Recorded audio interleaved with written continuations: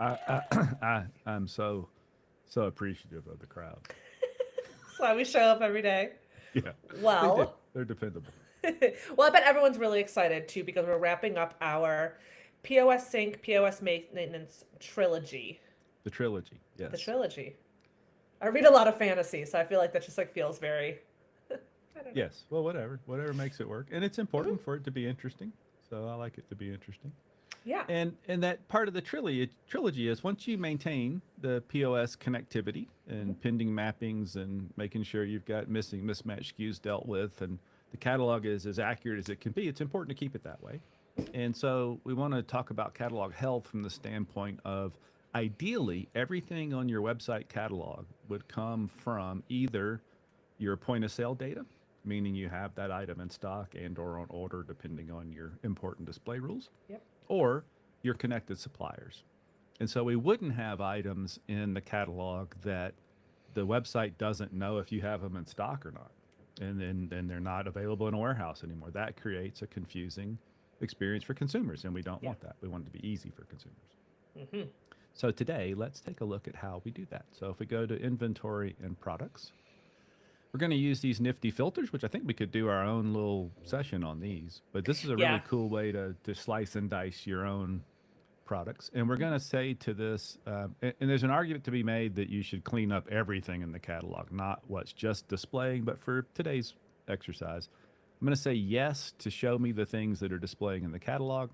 And I'm going to say no for things that are mapped POS. And this is going to give me a list of items that are in the catalog displaying on your website, but are not mapped to your point of sale system. And that's the target of what we're after. And we can even use this delete display because ideally we're going to delete these. So this will let us delete them in bulk, Nice. or at least more than one at a time. So we'll click display and hope the internets go fast.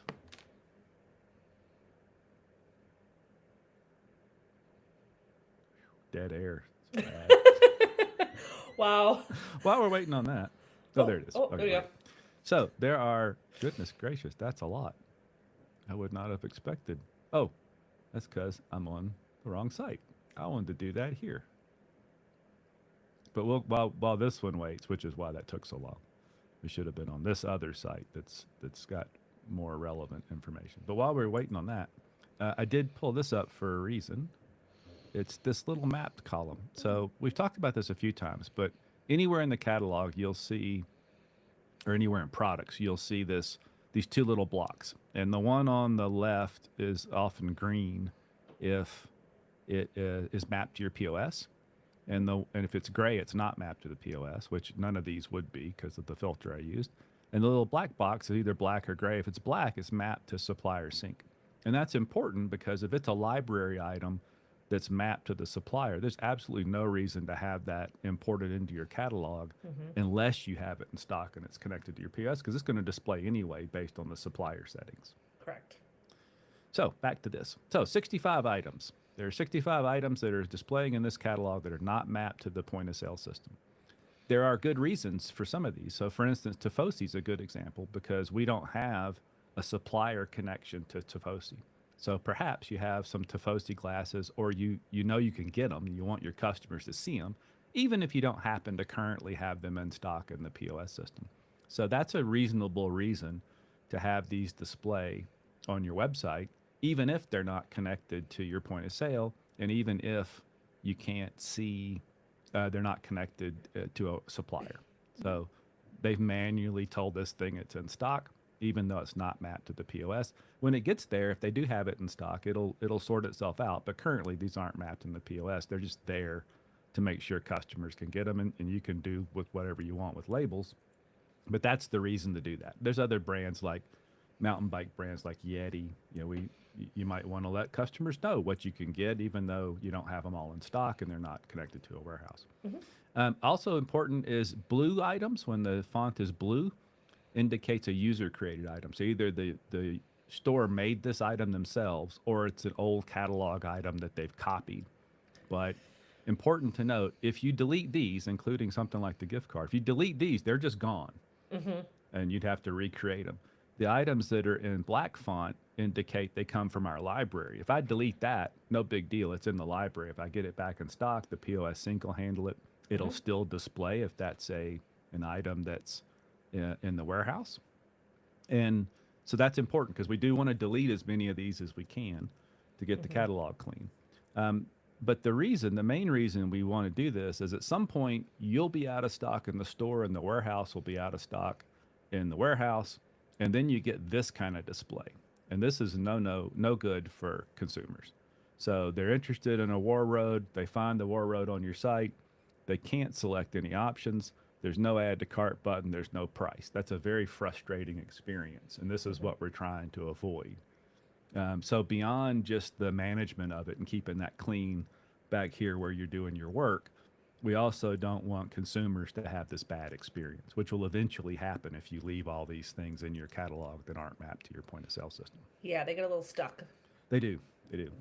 Okay, this is, I think, very important because as we talk about a lot, Google search engines can see the behavior of consumers, and that's largely how they're judging you from an SEO standpoint. So, SEO is not the complicated behind the scenes metadata malaise or nastiness that it used to be. That stuff still matters. You still need to have the metadata in place, but more and more every day, the search engine judges how consumers behave.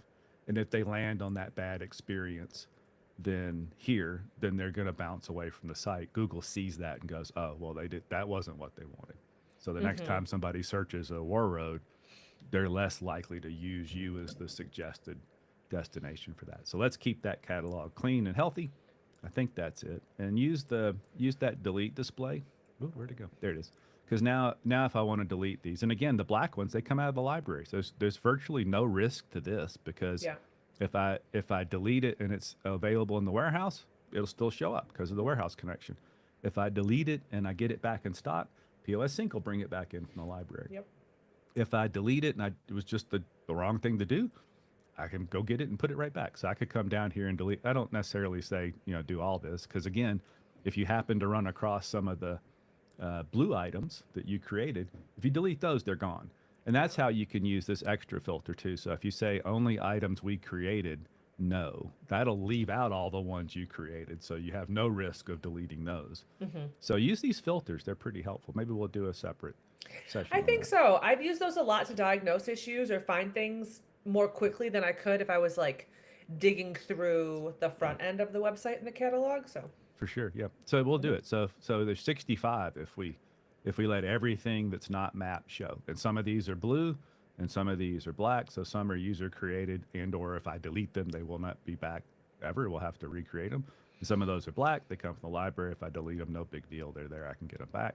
But if I use this filter, only items we added, no, then I can hit display and there'll be a lot fewer items display because it'll only display the items under these filters that came from the library.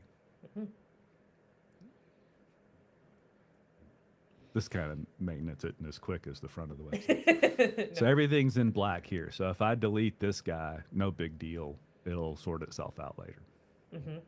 And then, you can also use the other side of those filters is if I come back and say, I want to work on, my items that I've got in my catalog that we created, because maybe you want to review those, which is not this particular thing, but it's still a catalog health issue. So it's a good idea to do that.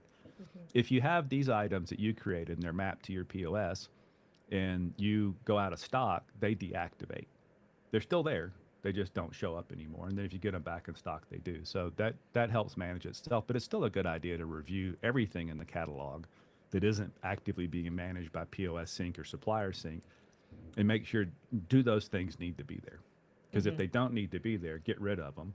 That just eliminates the opportunity for a confused customer. Yeah, saves you the headache in the future. Yep, cool. I think that covers it. So now you've got the 3 things to do with POS Sync, your pending mapping, your mapping search activities, making sure there's no missing, mismatched SKUs, and then your catalog health, which is certainly part of that process, but also just a good thing to do in general. It is something that we do as part of the maintenance and marketing program too. We think it's that important that it's part of those extra services that we do for over 400 of our clients. So we think it's important, and I think you should think it's important too. Yeah, Yeah, absolutely. Yeah. Well, I'm going to get some coffee too. You have coffee. Oh, no, I couldn't make it through the whole recording without a sip or two. I certainly had coffee this morning, but black coffee. Always. Thank you. Thanks. We'll see you.